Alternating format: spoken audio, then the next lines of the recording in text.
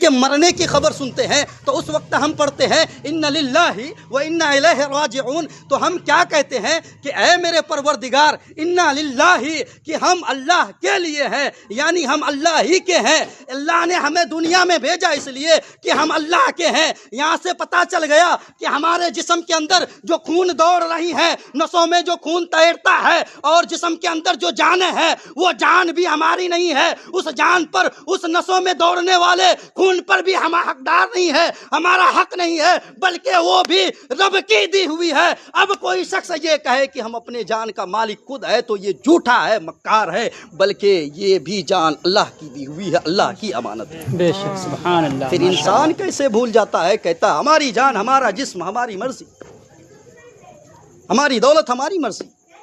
اللہ نے ہمیں حکمی طور پر کیا بنایا؟ مالک بنایا۔ حقیقی طور پر مالک اللہ رب العزت ہے۔ ہم نے کیا پڑھا؟ اِنَّ لِلَّهِ وَإِنَّا إِلَيْهِ رَاجِعُونَ۔ اِنَّ لِلَّهِ کا معنی مطلب سماعت فرما لیا آپ نے، کیا ہے کہ ہم اللہ کے ہیں۔ کیا فرما دیے؟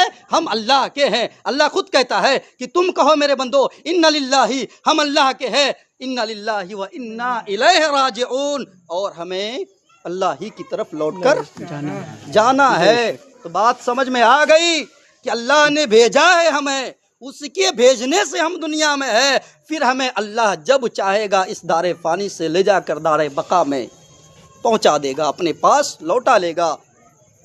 تو اب سمجھ میں آ جانی چاہیے بات کہ ہم جو ہیں اللہ کے ہیں، اور ایک انسان جب کسی کے ہاں ورک کرتا ہے، کام کرتا ہے، تو پھر اپنے مالک کا فرما بردار رہتا ہے، اسی کے کہنے پر وہ کچھ کام کرتا ہے۔ اب کوئی شخص پوچھے کہ تو جو اس کے ہاں کام کرتا ہے، اب اپنے اس کے مالک کا کوئی انسان برائی کرے تو برداشت کرے گا؟ نہیں کرے گا۔ کیوں؟ کہ اس کے مالک کی برائی ہو رہی ہے۔ کیوں؟ اس کا فرما بردار ہے، وہ ورکر جو کام کرتا ہے۔ اسی طرح اللہ نے ہمیں دنیا میں بھیجا ہے تو ہم اللہ کے ہیں، پھر ہماری کیا اوقات کہ ہم اللہ کی نافرمانی کریں۔ اس کے بعد آ جاتے ہیں، اب آخری اسٹیپ کیا ہے؟ جب ہم قبرستان جاتے ہیں،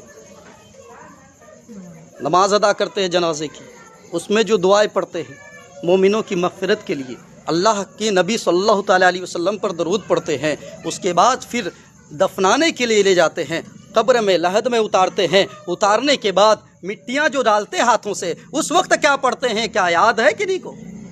اگر یاد نہیں تو یہاں سے درس لے کر جائیں۔ ہم کیا پڑھتے ہیں؟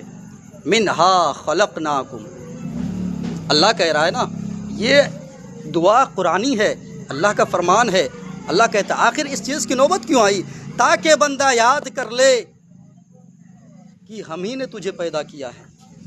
کس چیز سے؟ مٹی سے۔ اللہ فرماتا ہے کہ میرے بندو، جب تم کسی مومن بھائی کو دفن کرو، اس پر مٹی ڈالو، لحد میں ڈالنے کے بعد اس وقت پہلی مرتبہ جب اپنے ہاتھوں میں مٹی لے کر ڈالو تو یہ پڑھو منہا خلقناکم، ہم نے تمہیں پیدا کیا ہے، ہم نے تمہیں اسی سے پیدا کیا۔ کس چیز سے؟ مٹی سے۔ ہم نے تمہیں مٹی سے پیدا کیا ہے۔ منہا خلقناکم وفیہا نعیدکم، پھر ہم تجھے اسی میں لوٹائیں گے، پھر ہم تمہیں اسی میں لوٹائیں گے۔ اس کے بعد پھر یہ دوسری مرتبہ کی ہو گئی۔ پہلی مرتبہ منہا خلقناکم، ایک مرتبہ، دوسری مرتبہ فیہا نعیدکم، پھر ہم تجھے اسی مٹی میں لوٹائیں گے، واپس اپنی بارگاہ میں لے کے آئیں گے کھینچ کر۔ میں نے تجھے دنیا میں بھیجا تھا، اب میرا ہی حق ہے، بھیجنے والا میں ہی ہوں، پھر واپس کرنے والا میں ہی ہوں۔ واپس کرنے کے بعد پھر دوسری زندگی اللہ دیتا ہے۔ وہ زندگی کیا ہے؟ وَمِنْهَا نُخْرِجُكُمْ تَارَةً أُخْرَىٰ، پھر میں تجھے اسی مٹی سے پھر دوبارہ کیا کروں گا؟ زندہ کروں گا، پھر تجھے تیرے اندر جان ڈالوں گا۔ بے شک، سبحان پتہ اللہ۔ کیا چلا؟ اللہ یاد دلا رہا ہے، میں نے کسی انسان کو مارا تمہارے سامنے، موت دی، تو نے جنازہ بھی پڑھا، اب میں اس کی آخری اسٹیپ، مٹی بھی ڈال رہے ہو تم ہی سے ڈلوا بھی رہا ہوں مٹی، اس کے بعد تمہیں یاد دلا رہا ہوں، اے بندو سن لو، غور کر لو، آج تم کسی اور پر مٹی ڈال رہے ہو، تمہیں میں نے کہا منہا خلقناکم وفیہا نعیدکم ومنہا نخرجکم تارۃ اخری، میں نے تمہیں اسی مٹی سے پیدا کیا ہے، پھر ہم تمہیں اسی مٹی میں بلائیں گے، پھر ہم تمہیں اسی مٹی کو جمع کر کے، تم یہ سوچتے ہو نا کہ انسان ہم تو مر جائیں گے، مرنے کے بعد ہماری ہڈیاں ساری چیزیں نیست و نابود ہو جائیں گی، پھر تو اللہ کیسے پیدا فرمائے گا؟ اس فکر चक्कर में मत रहो, बल्कि अल्लाह पैदा करना भी जानता है एक नाफाक नुत्फे से, तो मिट्टी से ही फिर तुम्हें जिंदा करना भी जानता है और तुम्हारा हिसाब व किताब लेगा फिर दोबारा जिंदा करने के बाद।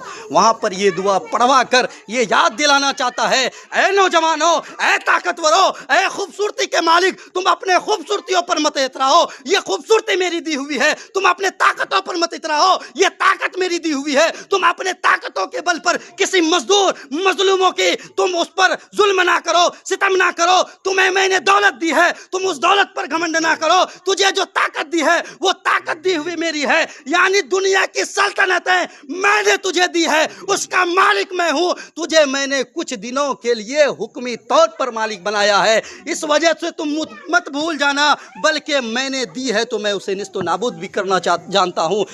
तुम्हें जब बुलाऊंगा तो तुम्हारे साथ कोई चीज़ें यहाँ पर नहीं आएंगी। अल्लाह अकबर कबीरा। इसीलिए मेरे अजीज़ों, जब हम इस दुआ को पढ़ते हैं तो हमारे दिलों में ख्याल आनी चाहिए कि हम आज किसी और को मिट्टी डाल रहे हैं, कल मेरे ऊपर भी ये बातें आएंगी।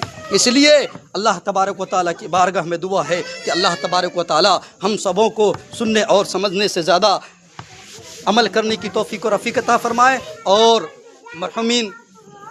मरहूम को जन्नतुल फिरदौस में आला से आला मकाम अता फरमाए। इस महफ़िल के सदक़े तुफ़ैल यहाँ पर जितने कलिमात कहे गए, कुरान की तिलावतें हुई और जो अहादीस बयान किए गए, नातिया कलाम पढ़े गए, इसके जो अजर व सवाब है मरहूम को नूर की थालियों में सजाकर उसके सामने पेश करे अल्लाह तबारक व तआला। और अल्लाह तबारक व तआला से दुआ है कि हम तमाम लोगों की मग़फ़िरत भी फरमा दे। अस्सलामु अलैकुम रहमतुल्लाहि व बरकातुहू।